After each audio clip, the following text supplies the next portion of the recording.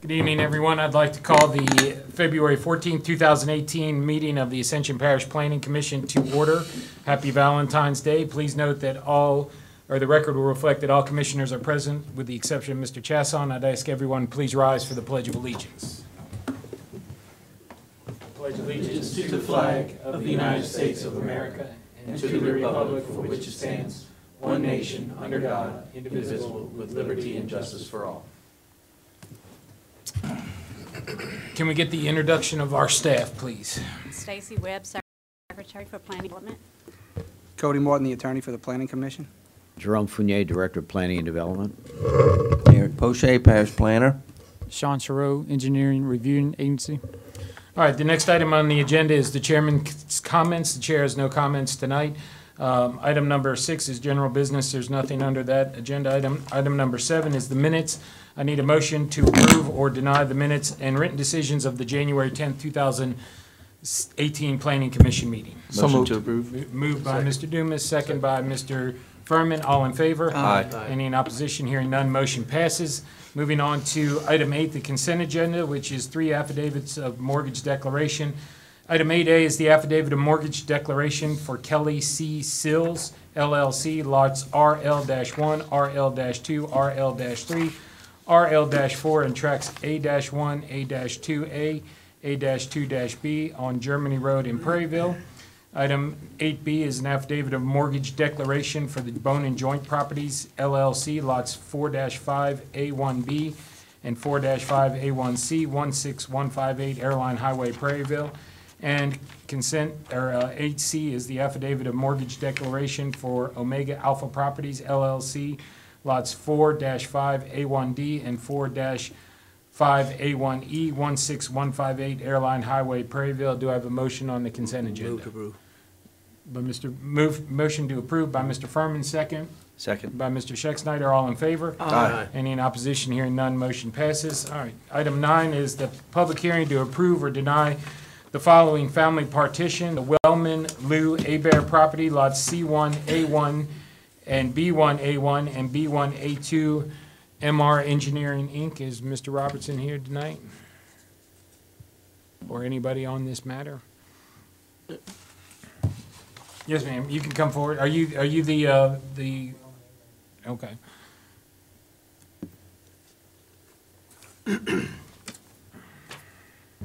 All right, do we have any staff comments on this? No, I mean, all the comments have been addressed, and it meets the code for the family petition. All right, we'll go ahead and open the public hearing on this. Ms. Stacy, has anyone signed up to speak on this matter? And we'll close the public hearing. Do I have a motion on the family partition? Motion to approve. Motion to approve by Mr. Schexnayder, second by Mr. Christie. All in favor? Aye. Any in opposition? Hearing none, motion passes. You got what you needed. All right. Thank you, sir. Thank you for coming. All right. Item number 10 is a public hearing to approve or deny the following preliminary plats. 10A is Forestwood by Quality Engineering and Surveying, LLC. Mr. Murphy. My name is Derek Murphy of Quality Engineering and Surveying, representing America Homeland for Forestwood subdivision. This is the same piece of property that the Zoning Commission approved back in, rezoned back in July of 2017, as well as the council in September of 2017 for RM, which is 3 units per acre. This particular tract was around 60 acres. If you see here, we have 2 large tracts that we removed because we didn't want to burden the homeowners or the lot owners of this property with those large tracts for common area. So we just cut those off at this particular time.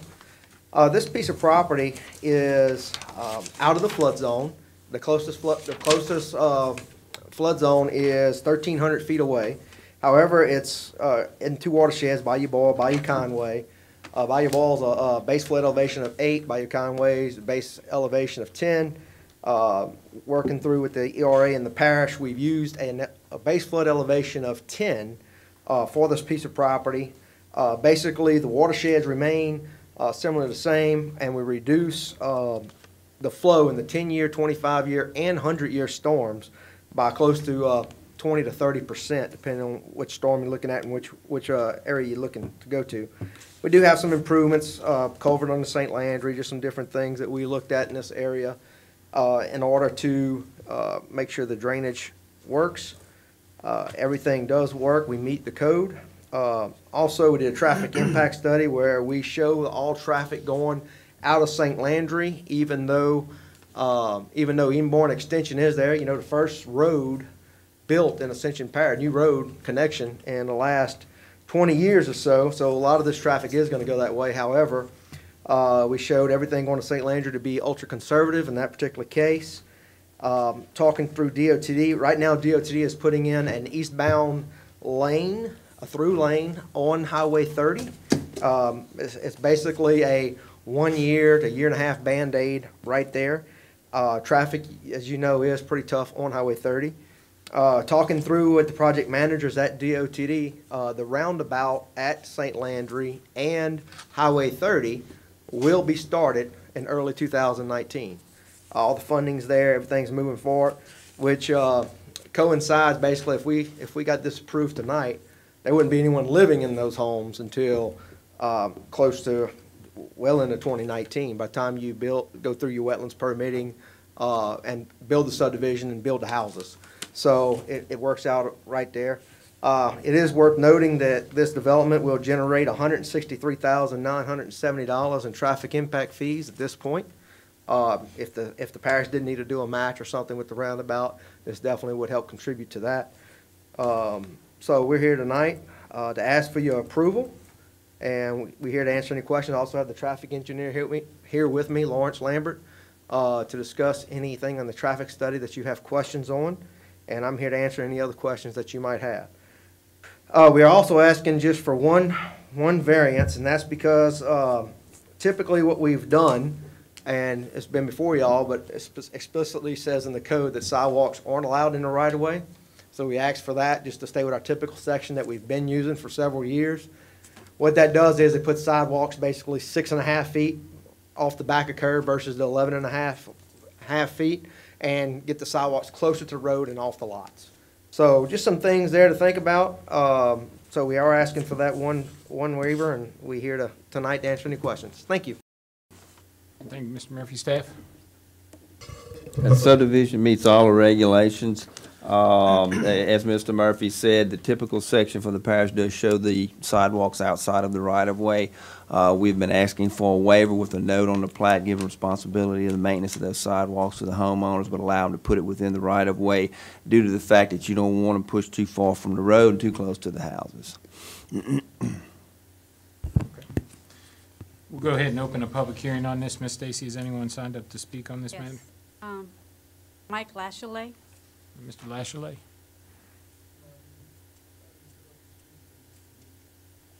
Okay, thank you, sir. Anyone else? Jeff Pettit.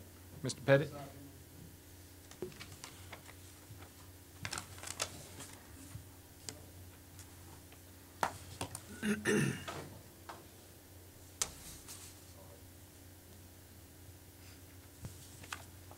Sorry about that, grandkid issues. My name is Jeff Pettit. I live on Corner View, just outside the city limits of Gonzales. Again, here, my concern is added traffic on Highway 30. And I understand, I heard Mr. Murphy say that the roundabout has been approved and will start in 2019. Without the roundabout, two roundabouts at Robert Wilson and Landry, along with the Ashland connector, I don't see how we can put any more traffic on Highway 30. The through lane is nice, and as he said, that's a Band-Aid, and that's all it is. Anybody that travels Highway 30 in the morning or the evening sits in traffic every day. And that's about all I got to say right now. I just can't see approving anything that puts more traffic on Highway 30 without major improvements. And I'd like to see the roundabouts built before the subdivision is built. Thank you. Thank you, Mr. Pettit. Anyone else? All right, we'll go ahead and close the public hearing. Do we have any questions or comments for the staff? Mr. Chair, Yes, sir. what's the story with Track A and Track B? Those two tracks, the site the development is basically going to mitigate about 7.5 acres of wetlands. We had something on there because we didn't want to run into a situation like we had with Germany Oaks earlier in the year, where you had a developer that came in and did a phase 1 and then added to it with a phase 2. And what we wanted to put on there was that they were going to basically hold that in reserve. Now, Mr. Murphy and I have discussed it, and obviously, we don't want to necessarily take it out of commerce, but what the idea originally was to keep them from coming back at a future date and tying into those two parcels, as they are mainly wetlands on both of them. And that was basically also to start a discussion so that he could explain himself and what his developer might do in the future, and you guys can make a decision as to how you wanted to handle it. Basically, right now, that whole track is a single piece of property. If we put 30 acres of wetlands on the homeowners association to maintain, we felt that was not the right thing to do. But somebody theoretically could come in on tract A, there's a little piece of wetlands not there, and put a single home of some sort. So we don't want to say that this is not a building site or a common area. However, it is not in our calculations, and it is completely, it's probably 95% wetlands. So we're just not passing that along to the homeowners. What could actually be built there at a further time? The only thing that could be built there would be a single Family home. REM. I mean, it's zoned REM, so you can only have a single residential structure. Now, you can have up to so many, but wetlands is just cost prohibitive. That's why we didn't develop the whole thing out at this time, or we would have done it now. But whether you have 1 or 5, I'd almost rather see circulation to be internal and not have to go back to St. Andrew Road. And then the other issue I have is that hammerhead at the end. Why don't you just make that a circle? The reason on that one, the reason we did that is because we want to bevel, if necessary. We know you have the Eborn extension, a lot of property behind us. We wanted to make sure that we had connectivity there with that. So we ended it at the north property line with the T-turnaround if that ever needed to be extended. You can extend the circle at a later date and kind of reconfigure it. It's no big deal. It'll look better, work better. In the meantime, it'd be a long time for that rest of that land that's also wet gets developed too.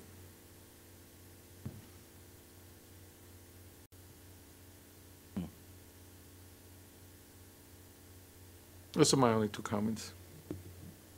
I have a question. I want to stay up because this was brought to my attention earlier today. And I know this came up as a rezoning issue before us some time ago, and we, I believe, as I recall, recommended to rezone the area to the parish council. Has the council adopted our recommendation and rezoned this? As I recall, the zoning commission recommended denial on the rezone, and when it got to the council level, the council approved it.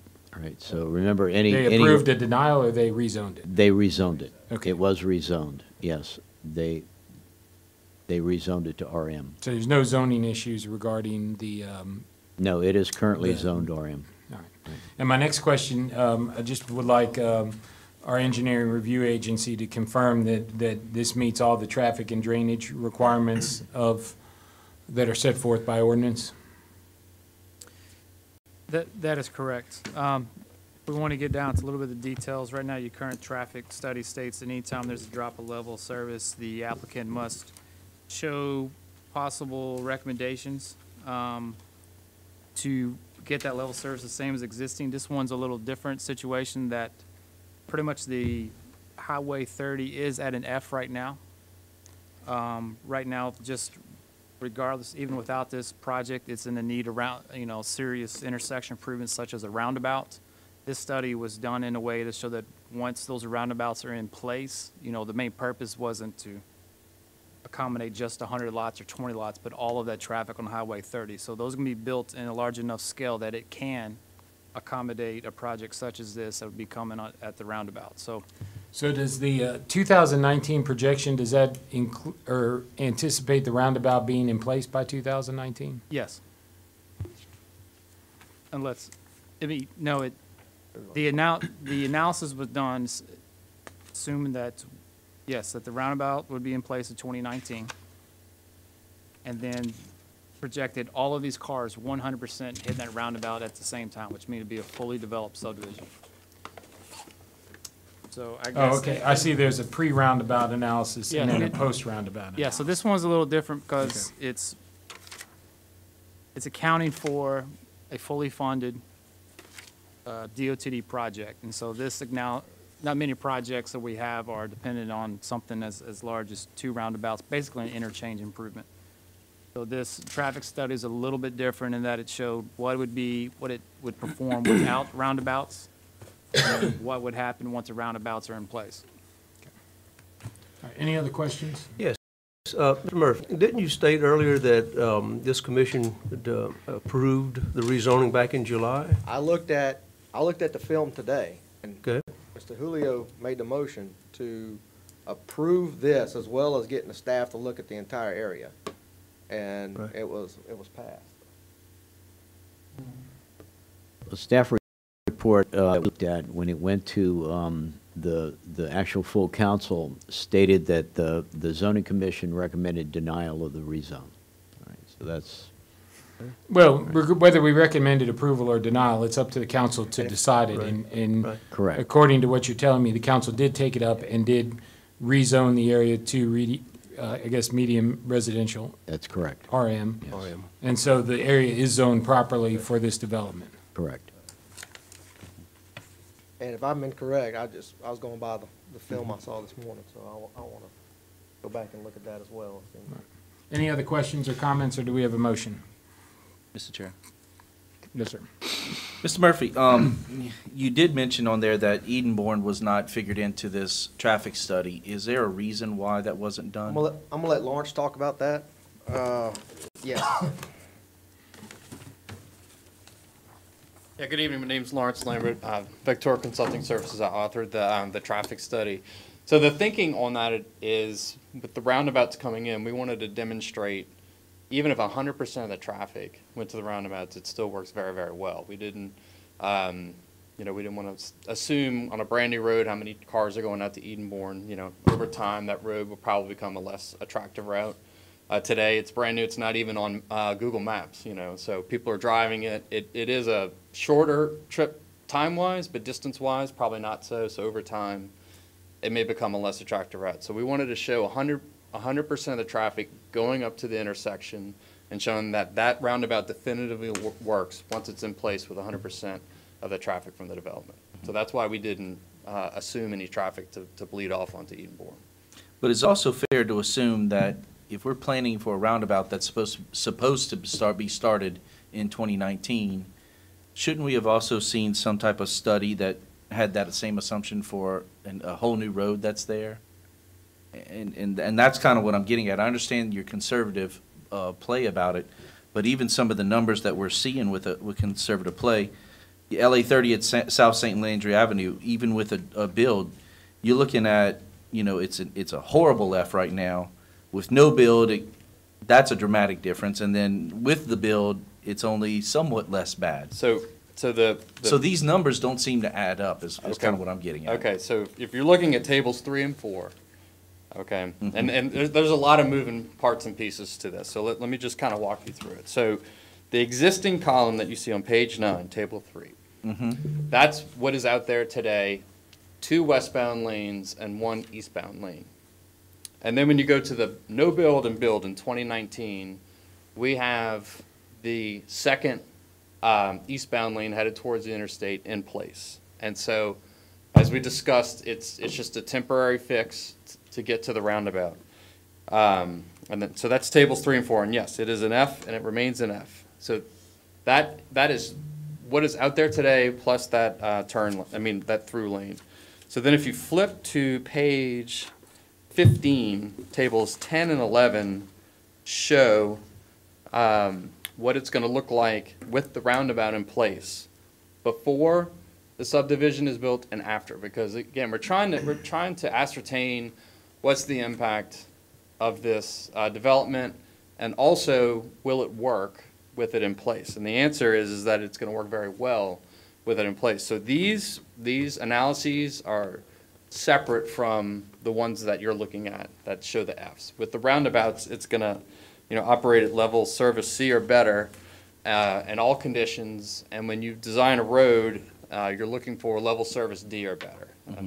Because that's the worst time of the day, and so if we can get it to work at a level service D, then it works, for the remainder of the day. And so if you've built anything better than a level service D, some would say that you've overspent money, or so it's too much. So what we're saying is that all approaches level service D or better, overall level service C or better, with the traffic from the development and with the roundabout in place. And that's 100% of the traffic going into the roundabout. So we wanted to show that it will definitively work with the subdivision and the roundabout in place once it's constructed. Okay.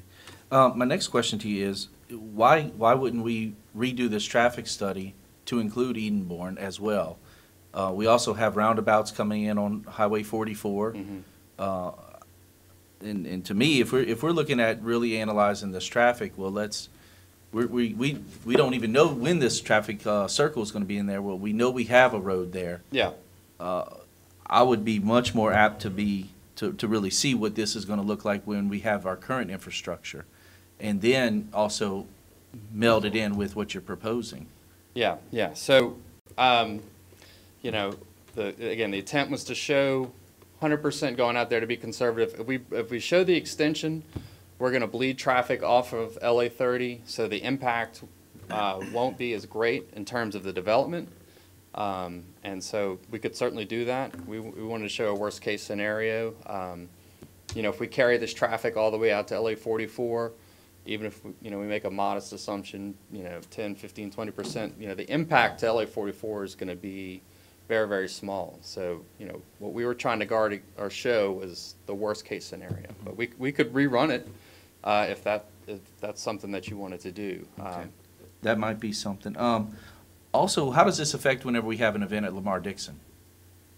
Yeah, is that something that y'all have figured into this? So traffic studies are done on a day-to-day, typical weekday basis. It does not include special events, because special events vary so greatly. I mean, if you have soccer games out there from 8 o'clock to 5 o'clock, people are kind of coming and going. It may spike up when the games get out.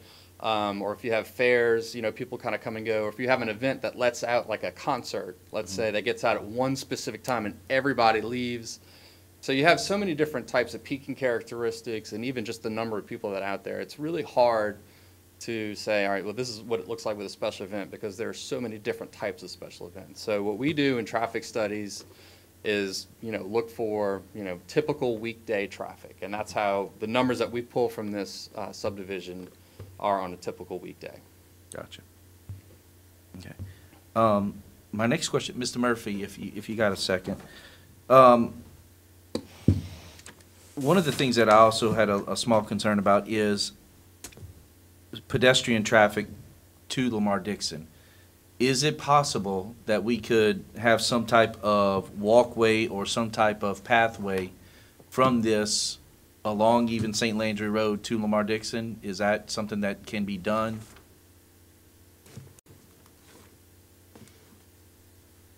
And the way I look at it is that kind of like what the traffic engineer said, if we have soccer games or anything like that, if we look at this in this way, we're introducing people to go to Lamar Dixon and make these short trips.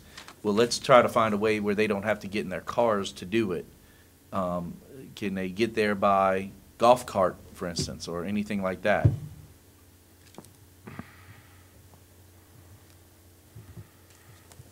Talking about basically going down St. Landry on our side and putting a crosswalk. How far down? Is there a possible way that this actually property can connect to the Lamar Dixon property is all, or do they have something in between? The only way to do that would be to put something inside the parish right away. There is another piece of property that's owned across the street from Lamar Dixon. That's the existing Deer Run Trailer Park. So in order for us to do that, we would have to be inside the existing parish right away. Mm-hmm. And looks like there's some open ditches and some other things that may prohibit a little bit of that. So, is that something that we could ask for, Mr. Fournier? You mean as a condition of approval on the plat? Correct. It would be an off-site improvement that wouldn't necessarily be, I don't know, I'd have to defer to Cody on that one, so.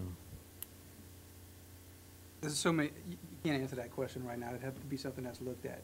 You'd have Okay. to go pull maps, you'd have to see what right-of-way belongs to the parish. Right. Like Derek said, which ditches, which drainage servitudes, you can't answer, that can't be answered. Yeah. And it could possibly mean acquiring right-of-way, you know, and that type thing. I can't tell you this, I will look at it, but that's about the best I could tell you at this particular Yeah. time.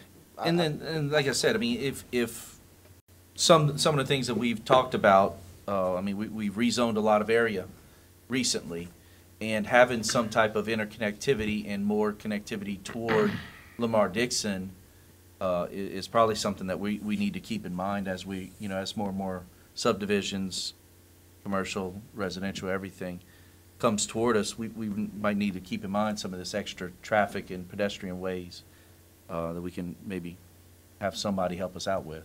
It's just something to kind of consider.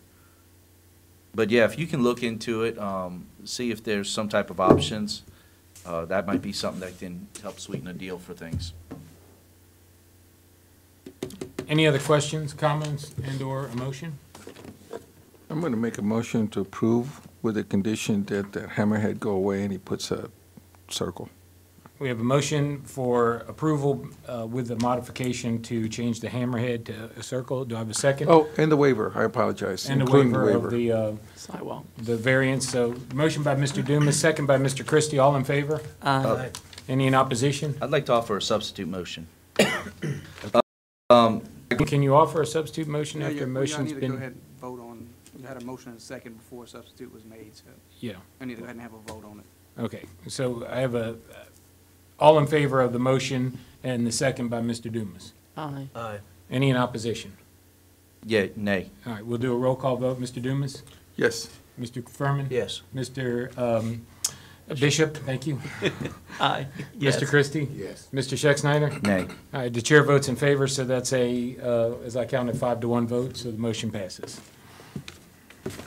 Thank you, Mr. Murphy. Thank you. Moving on to item number 11, staff report.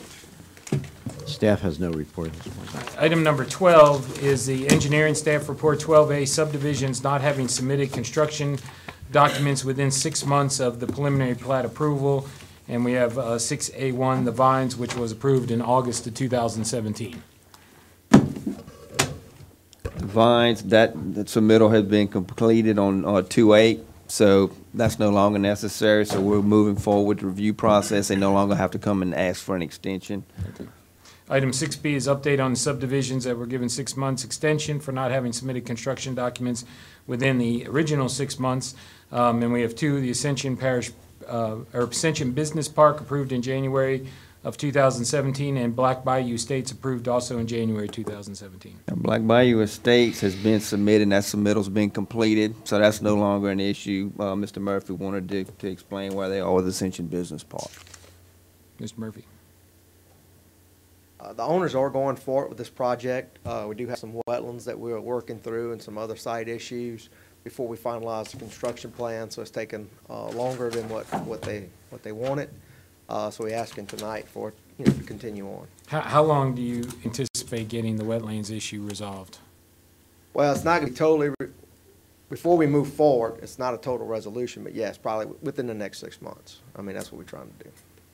So you're asking for a 6-month extension Yes. from February, so that put us in June, July? Is that correct? No, that'd be August or September. August, September. 2/6/8 August. Do we have to have a motion on that, Cody, or we can just? Yeah, I'd go ahead and make a motion. All right, I'll make that motion. all right, so we have a motion to 6-month extension by Mr. Schexnayder, second by Mr. Furman. All in favor? Aye. Any in opposition? Hearing none, motion carries. And item 13 on the agenda. Please. Motion to adjourn by Mr. Dumas. So Thank moved. you, everybody. Happy Valentine's Day, happy Ash Wednesday, and happy Lent.